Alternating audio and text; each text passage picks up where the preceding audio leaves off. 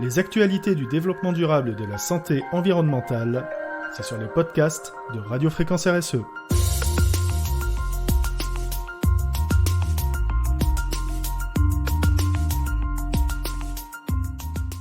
En route vers une généralisation des critères RSE dans les marchés publics. Dans cette décision, le juge valide le critère RSE. Ainsi, adopter une démarche en responsabilité sociétale des entreprises dans son entreprise serait une plus-value pour obtenir un marché public. En application d'une directive, dite directive RSE, la finalité des marchés publics a évolué au cours de ces dernières années. En effet, l'article L2112-2 du Code de la commande publique prend en compte la dimension durable, innovante et sociale de l'achat public. Dans ces textes, il n'est nullement fait explicitement référence aux critères RSE lors d'un marché public. Néanmoins, avant de passer à un marché public, il est nécessaire au préalable d'établir les critères de choix qui permettent de préférer telle ou telle entreprise. Ainsi, le problème tend à l'imprécision de ces critères. L'article L2152-7 du Code de la commande publique dispose que ces critères doivent être objectifs, précis et liés à l'objet du marché ou à ses conditions d'exécution. Le juge administratif est strict quant à l'utilisation du troisième critère. Effectivement, le lien avec l'objet du marché est souvent jugé comme étant illégal. À cet égard, une jurisprudence constante du Conseil d'État précise que si le critère de choix est sans lien avec l'objet du marché, alors celui-ci est irrégulier. Toutefois, le juge administratif admet de façon occasionnelle que tous ces critères cumulatifs soient remplis. En l'espèce, c'est le cas de l'ordonnance du tribunal administratif de Bastia, il s'agit de commenter. Dans cette affaire, il était question d'une délégation de service public de liaison maritime entre la collectivité corse et le continent. La collectivité corse peut pertinemment intégrer dans ses critères de choix les entreprises engagées dans une démarche RSE. Le pouvoir du juge est ici d'interpréter les critères que pose la loi afin de juger si les choix que la collectivité a faits sont objectifs, précis et surtout liés à l'objet du marché ou à ses conditions d'exécution. Le juge soulève que l'article 22 prévoit du projet de la Convention la valorisation du capital humain et la préservation de l'environnement et vise à réduire l'impact environnemental de la desserte maritime.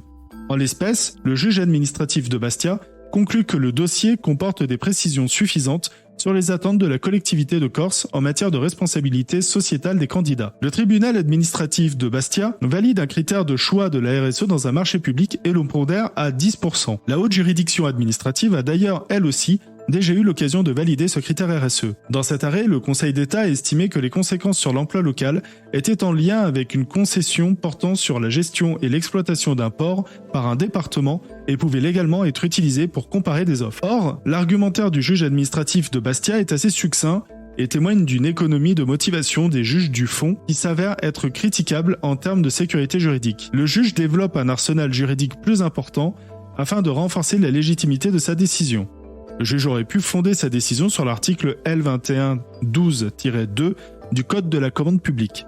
Celui-ci intègre la dimension durable, innovante et sociale de l'achat public comme vu précédemment. Toutefois, ce n'est pas la première fois qu'un juge du fond valide le critère RSE sans expliquer de manière détaillée les contours de ce critère de choix. À titre d'illustration, le juge administratif avait déjà eu l'occasion de valider le critère RSE comme critère de choix de marché de la commande publique.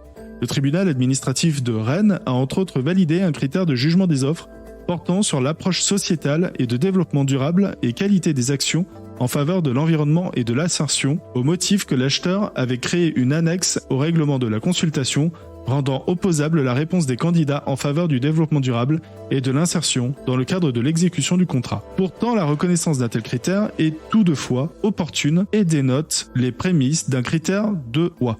L'acteur public n'est pas soumis à la mention des termes développement durable ou RSE. Dès lors, cela sous-entend que ce n'est pas obligatoire mais un atout. Lors d'une candidature sur la commande publique, une entreprise engagée aurait donc une plus-value vis-à-vis d'une autre qui ne le saurait pas. Dans la décision du tribunal administratif de Bastia, le juge va tout à fait dans ce sens, en estimant que la collectivité corse bénéficie d'une marge de choix et que cela ne crée pas de rupture d'égalité entre les candidats. Le juge du fond pose quand même deux garde-fous à cette liberté de choix, à savoir que l'autorité concédante ne doit pas être discriminatoire et garder toute son objectivité. Depuis la loi Pacte, le législateur témoigne d'une volonté de faire bouger les lignes dans le domaine de la RSE.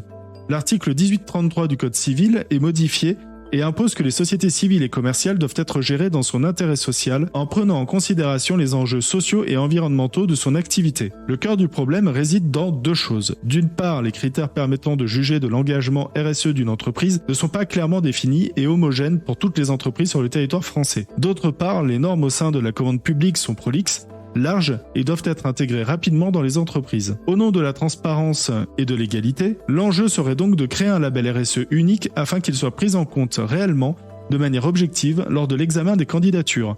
Ces préconisations ont été émises lors d'un rapport du Sénat relatif à la RSE, une exemplarité à mieux encourager. Par conséquent, en validant le critère RSE, le tribunal administratif de Bastia fait preuve d'une audace prétorienne considérable et annonce les prémices d'un critère de poids au sein des marchés publics. Cette décision porteuse confirme l'importance de l'intégration de ces critères dans les textes, mais aussi dans les pratiques. Pour suivre l'actualité de Radio Fréquence RSE et retrouver tous nos épisodes de podcast, vous pouvez nous suivre sur Apple Podcast, Spotify, Deezer, Podcast Addict, YouTube, Amazon Music, Google Podcast et bien entendu sur la plateforme Ocha.